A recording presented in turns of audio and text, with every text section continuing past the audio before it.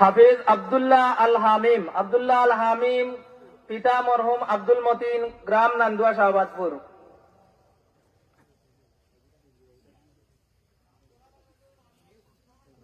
হাফিজ আব্দুল করিম পিতা আব্দুল মালিক, গ্রাম বাগন।